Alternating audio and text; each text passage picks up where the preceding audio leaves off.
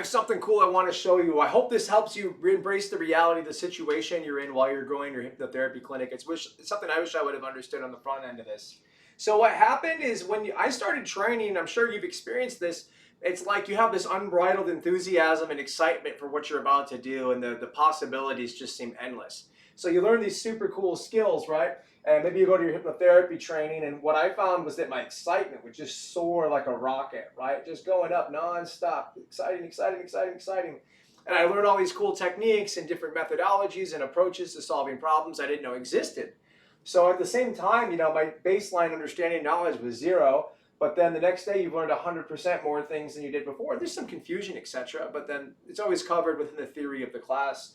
So, weeks go by, and maybe you're 90%, 80% learning more, eventually it's like, yeah, I only learned 50% more things today, which is cool, right? You're still going through your training. And now, once that's finally over, what I started to experience when I went out into the real world, and it's like, okay, now it's time to go find some clients. And it's time to apply the skills that I learned. I think it's very natural to experience this. It's almost like your excitement starts to go down over time. And in correlation with that, the learning is going down too, you would think. Because you are still getting these little 1% learnings, right? When you're getting clients, etc.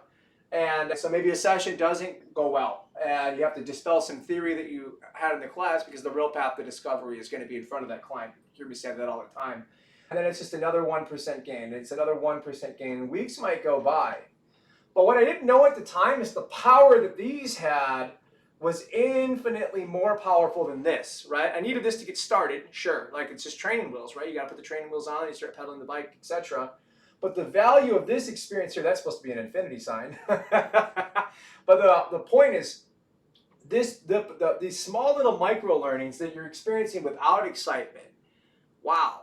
That's where the real impact is made. It makes you look at the whole thing differently. You see enough clients, you're like, oh, this is way easier than I thought. But you only get to, it's way easier than I thought, through going through that, oh, this is hard, it's not working, what's not working, I don't understand it, right?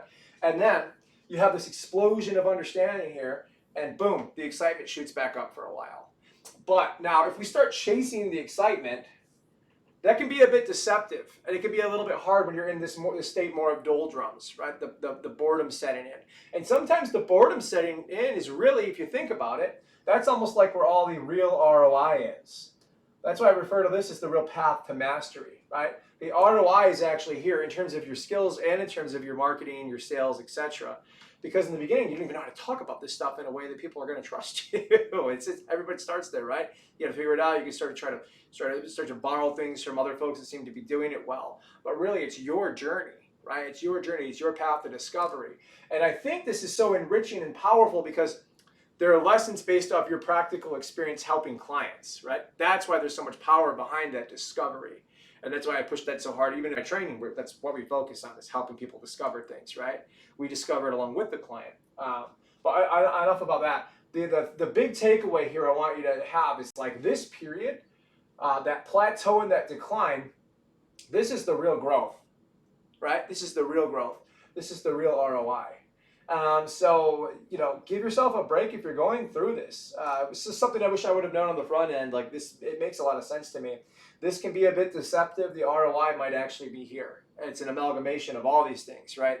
So we have a continuum over time, and it's a scale. It's not like I'm never going to feel that again. You're just going to feel it differently. It's going to be more enriched. Allow this to set those anxieties at ease, right? If you're experiencing this thing, really understand you're just in a high return space, and it's the most powerful place you can be. There's a lot of talk out there about mindset stuff, and the reality is sometimes you can learn a bit of that and it can help you maybe get some lessons in advance.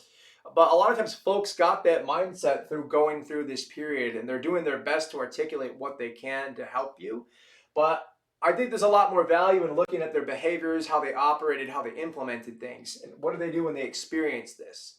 Because when it comes from you, it's organic, it's authentic, right? That's where the power is. It's in the power of you discovering it. Then you know it's real, right? It's not something in a book and you're trying to pretend like you feel a way that you don't. Just embrace it. Just embrace it and go for it. Stay on the path, right? The path is all there is. There's just a path. All you have to do is stay on it. And it can be whatever it is. Just embrace the reality of that experience and keep plugging away. I can't wait to see you on the other side of it. Take care.